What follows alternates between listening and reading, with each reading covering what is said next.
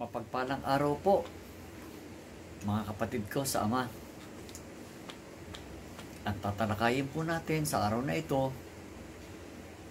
ang paggamit po ng mga tinatawag na sacramental tools o armor of God. Bago po ang lahat, taas po muna natin sa amang gawain ito, no? Sana Diyos Ama, Diyos Anak, Diyos Espiritu Santo. Ama ko, Diyos na makapangyarihan sa lahat. Maghari po nawa, Ama, ang inyong banal na kalakasang espiritual sa mga sandaling ito upang pong marami po na magabayan at marami pong matuto na banal na gawain na ayon po sa inyong kalooban po, Ama. Sa tulong po na inyong buktong na anak ni Jesucristo, aming Panginoon. Amen, Amen, Amen. Ng Diyos Ama, Diyos Anak, Diyos Espiritong Banal. Amen, Amen, Amen. Okay, mga kapatid ko. Una sa lahat, no, siyempre po, gusto natin maggamot, gusto natin lumaban tayo sa mga masasamang espiritu. Lahat po tayo, no? Lahat po tayo, kung hihilingin natin sa Ama na gamitin tayo, gagamitin po tayo ng Ama. Kasi nga po, nasa atin po, no, ang kalayaan ng pagpili. Hindi po pinakikialaman ng Ama yan eh. Kasi ang Ama po ang nagbigay. Yung batas na kalayaan ng pagpili, diyan po nalalaman ng Ama kung sa Kanya tayo o hindi sa Kanya. Ganun po yun, mga kapatid. Kasi po, marami po na gusto yung kanyang karunungan lang, kanyang kaalaman. Eh, siyempre po, yun ang gusto niya. Wala po tayong na doon. Wala po tayong lakas na pakailaman yung mga tao.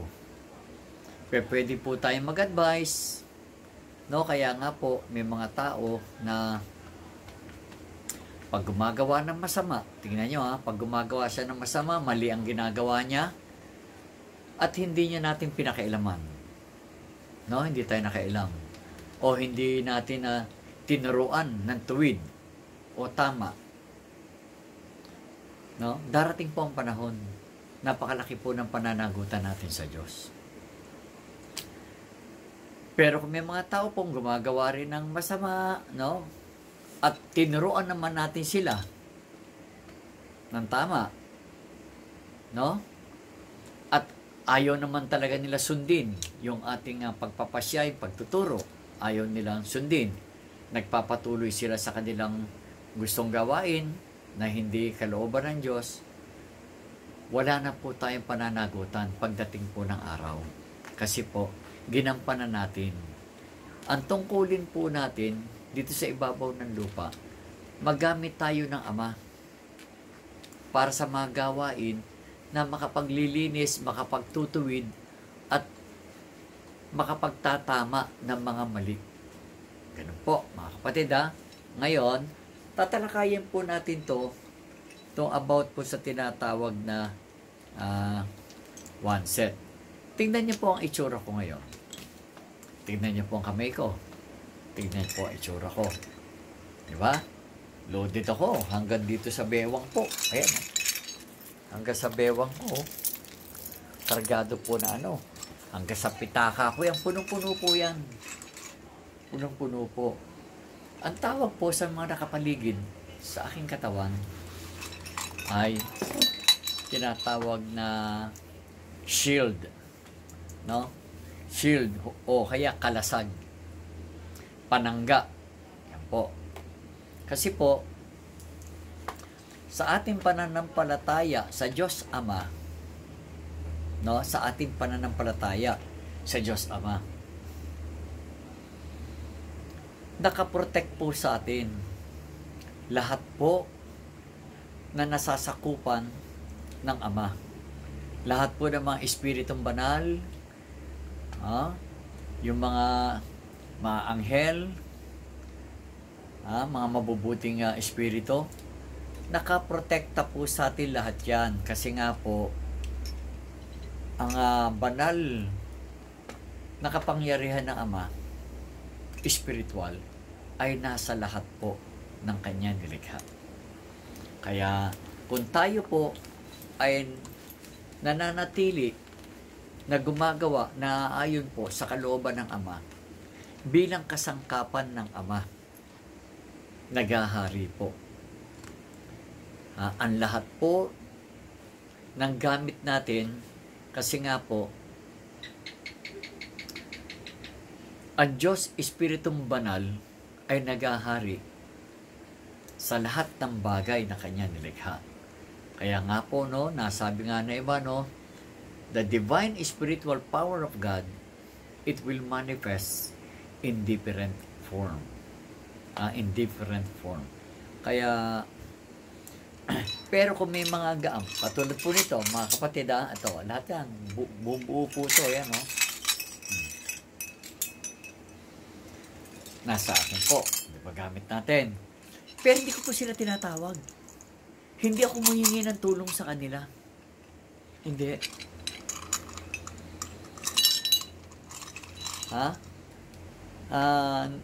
Natutunan ko at nalaman po kung ano po yung mga kanilang ginawa dito sa ibabaw ng lupa nung panahon po.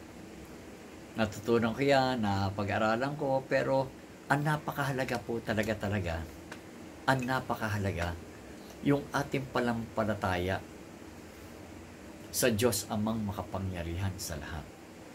Kasi po, kahit punong-puno tayo ng gamit, no? At hindi naman tayo nananampalataya kay Ama, lahat po ng gamit na yan, hindi po yan gagana. Hindi. No? Yung pinaka-shield na yan. Kaya marami po nagsasabi, marami na raw siyang gamit, marami na siyang nakuhang gamit. Bakit hanggang ngayon, para natatablan pa raw siya. Ganito po yun. Paliliwanag ko po bago po natin talakayin ang ating gawain. Kasi po, tayong lahat, kapag nadarang po tayo, o kaya ay natukso sa mga bagay, no, na hindi naman kalooban ng Diyos, gumawa tayo nun, kahit na may gamit po tayo, hindi po susunod sa atin. Hindi niya tayo po proteksyonan. Hindi. Bakit? Kasi po ganito yan.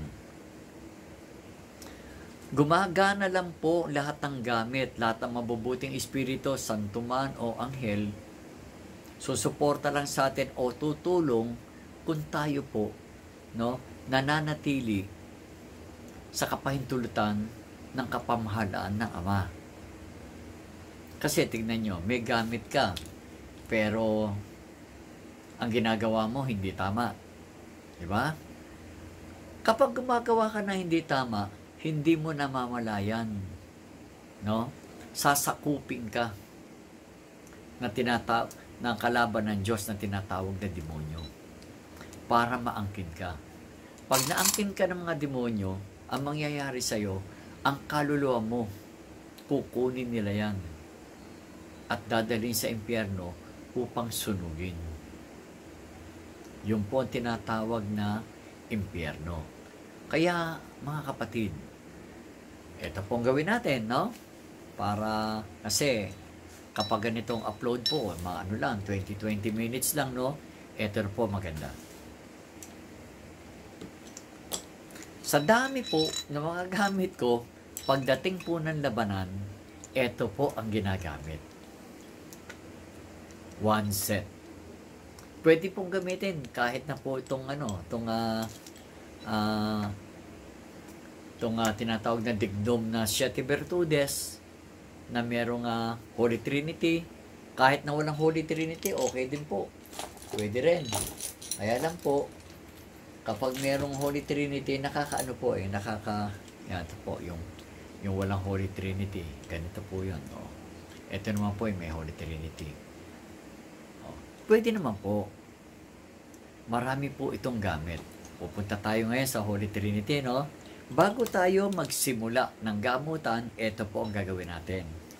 Mananalangin muna po tayo ng isang sumasampalataya, isang Ama namin, sa Ginong Maria, isang luwalhati. Sa ating pananalangin po, hihingi tayo ng kapatawaran. Kasi po araw-araw, nadudumihan tayo. Sabihin po nun, nagkakasala tayo. Paghingi po natin ng kapatawaran, no, sa Ama, para magamit tayo ng Ama, dapat po maglinis tayo sa ating mga kasalanan. Kaya po naglinis tayo sa tulong ng paghingi ng patawad, magkakaroon po tayo ng karapatan sa Diyos na magamit niya. Kasi po hindi ginagamit ng Ama yung taong marurumi. Hindi. Kahit na nandyan ang Ama sa atin lahat, no? Kahit na magnanakaw ka, gago ka, masama kang tao, hindi po umaalis ang Ama sa katawan ng kanyang nilikha. Hindi umaalis. Kaya lang po, hindi naman siya naghahari sa iyong gawain. Hindi. Kasi po, ang sinusunod ng iba, yung kalaban ng Ama. Ama, nandyan na. Siya may-ari nito eh. Natural lang, nandyan siya. Kaya lang, hinihintay niya. Saan ka ba, anak? Ha? Itinuring kitang anak. Pinahiram ko yung katawan na yan. At espiritu, akin lahat yan. Tapos saan ka sumusunod? Sa kalabang ko? So be it. Go.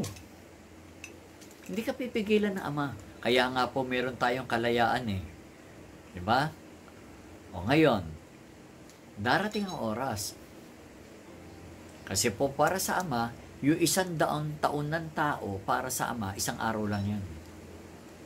Kaya napakaiksi ng panahon. Napakaiksi po ng panahon ng buhay ng tao.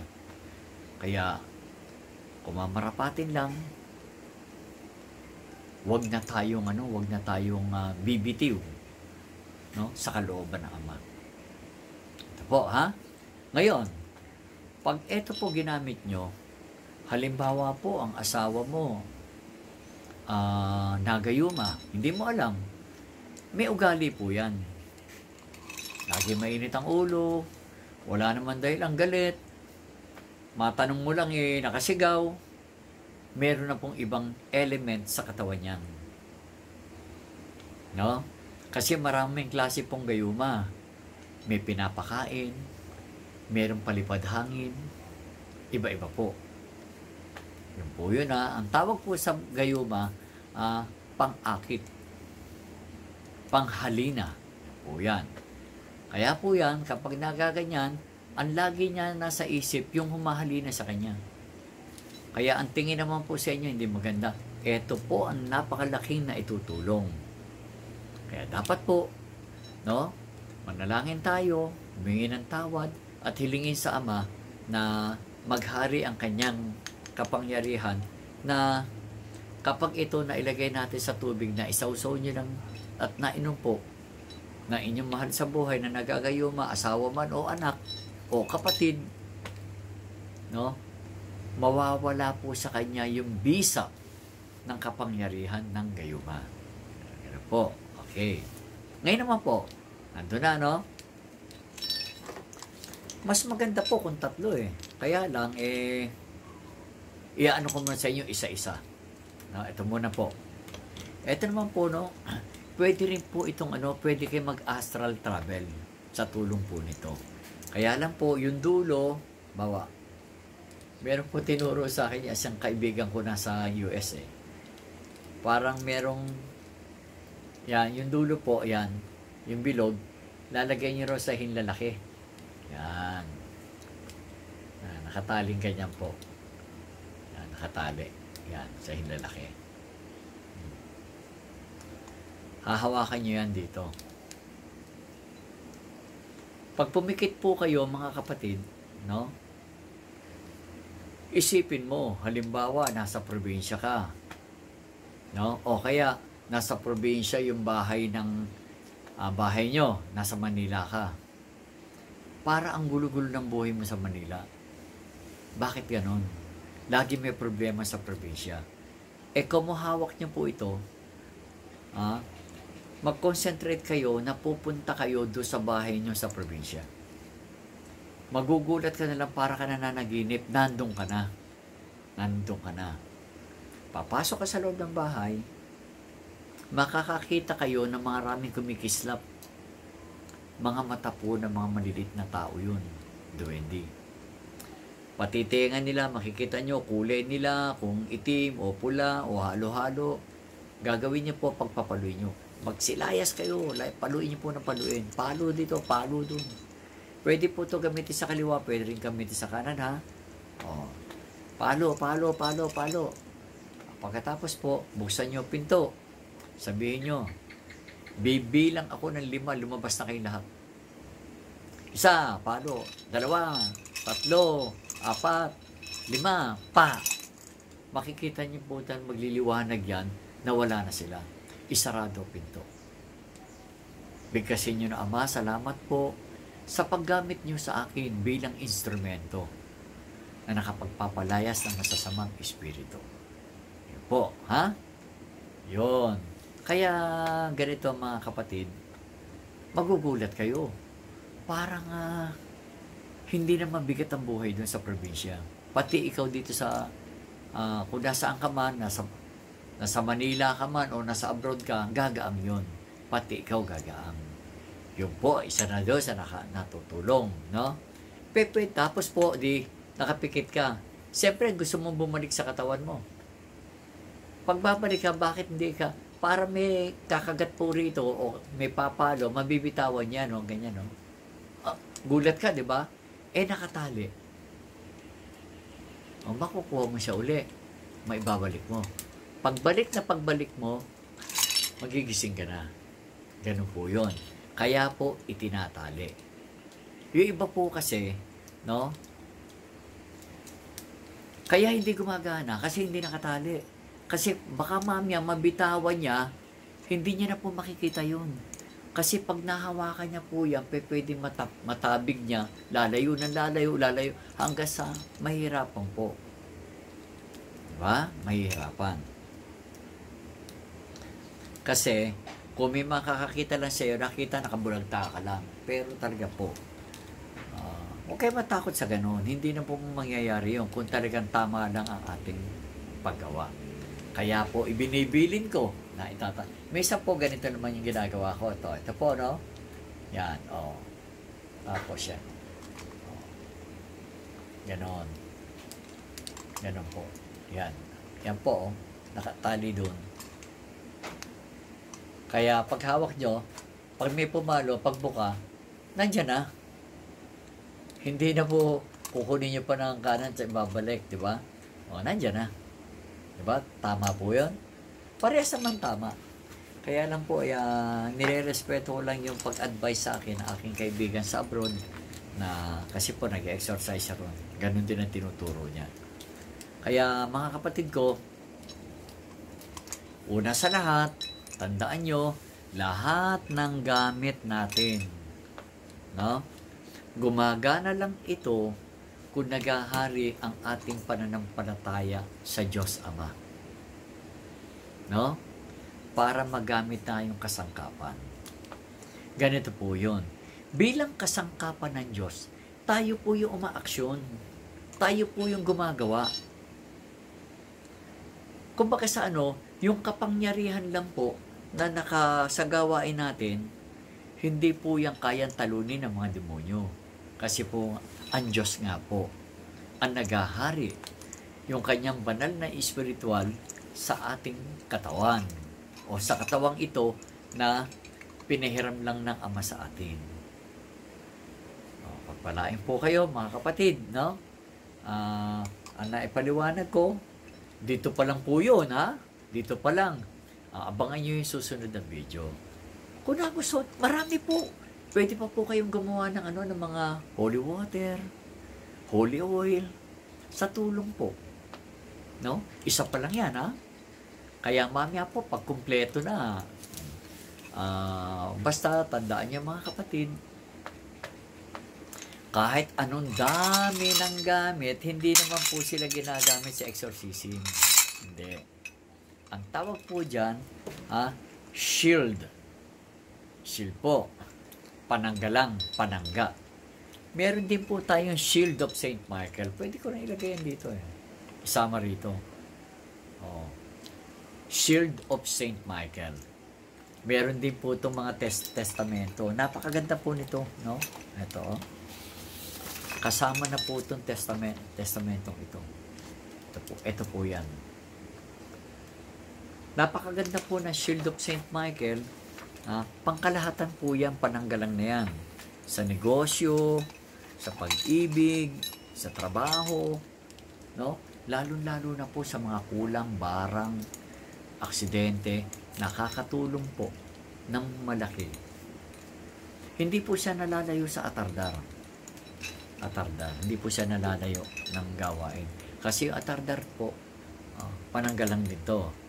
Ang gamit po na iginaguide sa akin ng Ama, yung mga banal na kalikasan na tinatawag niya divine entity.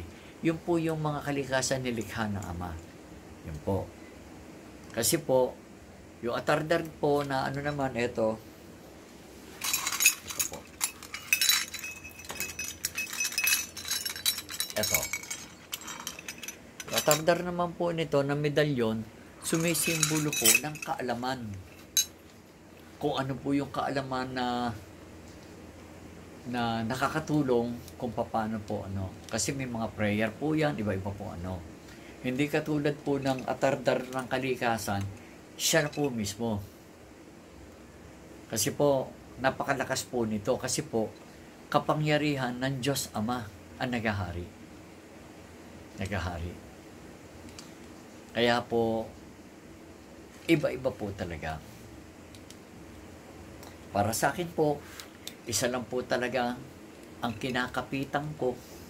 Isa lang ang sinusunod ko at isa lang po ang sinasampalatayaan ko.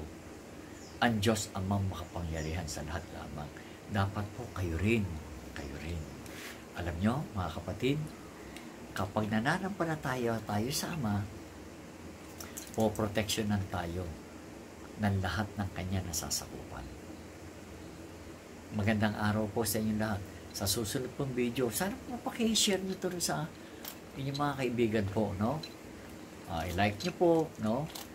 Kung gusto nyo, mas maganda po, mag-subscribe kayo. Lahat po nang nagsubscribe, lalo pa meron pong proteksyon, habang buhay ko kayong ipinapagdasal. Yung po ang isa, sana i-share ko sa lahat po. Kaya mga kapatid, kahit ano po sa gamit, magkaroon lang po kayo. Yung pangalan nyo, kukunin ko po, isasama ko po yan sa lahat sa box ng po yan, yung healing prayer, yung mga wishes mo na doon. Para lahat po ng tao na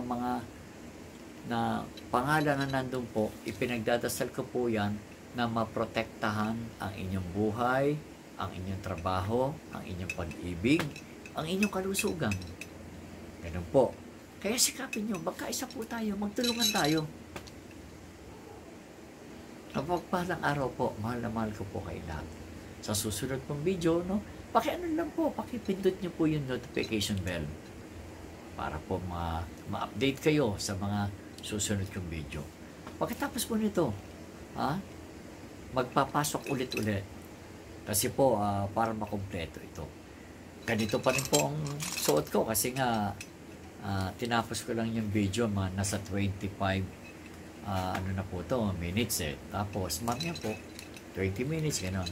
Basta maganda. Huwag tayong bibitiw sa pananampalataya sa Diyos Amang makapangyarihan sa lahat. Pagpalang araw po, pagpalain po kayo lahat. I love you all. Bye-bye.